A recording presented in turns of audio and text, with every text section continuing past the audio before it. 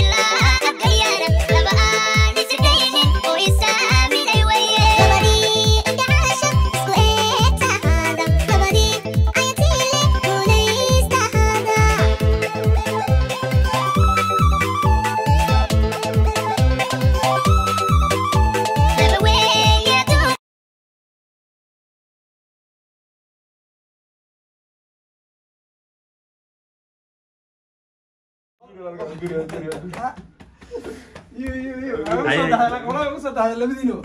وصلت هذا فير بقى سوى علي بقى صوت والله بالله سامحني سمونه وحير بدحين بقى هذا ده صح الله ديك انا وردك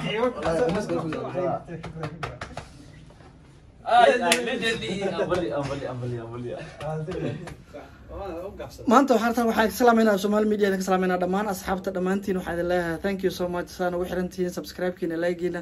waxay la jooga asxaabteeda maanta la joogto waxa halkan ka dhacay maanta oo hambalyeynayna oo halkan qays oo maanta meerkiisa dhacay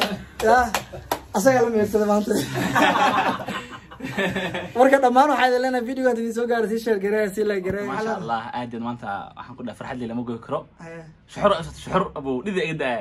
saaxiibkay qays hambalyan kula saaxiib macaan oo faraxsana gurkaaga والله sidoo kale saaxiibkay qays hambalyo ilaa ku baraka kula gurkaaga hambalyo brother hambalyo dhamaan asxaabteeda dhan oo wada mahsantihiin aniga shuxurtooda soo koobi karin waxa idin leeyahay hadii idin soo gaartay idinkan hambalida waa dhinaciina insha Allah mid kale waxaan ku darsanayaa oo leeyahay aniga ahaanta inka saaxiibka waa qaas si ahaa gabadhii hadda waa kor ka fiirsan jirtay qays waa ku day ويا قيس maanta waxa billahi tawfiiq وبالله توفيق متفقون واسمعنا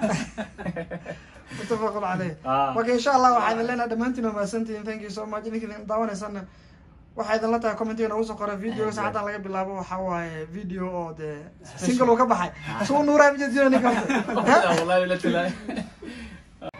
السلام عليكم ورحمة الله تعالى وبركاته لما أنا سحبت الميل بالدنيا اللي على ذكر الجوكتان وادي والسلامي وولالكين قيس وصلاة وبركسن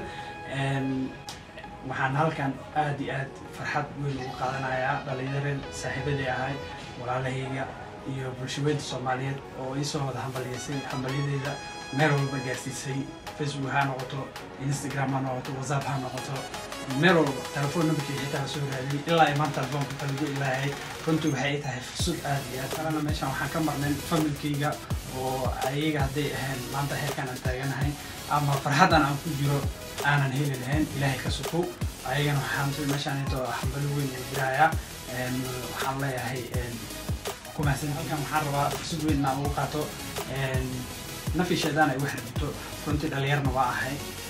haddii hore ee dhacday inaan qof qalad ka galay ama aan isgafnay ama isqobaanani ay ka carabto isqobaanaan marka waxaan leeyahay aan iscafino qalbiga iska cafino niyad saafi ah marka sidaas waxaan leeyahay in la saafiyo waa muhiim shayga ugu horeeya waayo marka meeshaan waxaan ku weydiisanayaa cafis haddii aan qalad iga gashan cafis ayaga taa walba cafis adiga ahayd haddii adiga dhinacaaga oo xumaan ii jiran waxaan leeyahay waxaan ka codsanayaa inaad iska cafiso waxaan waa adduun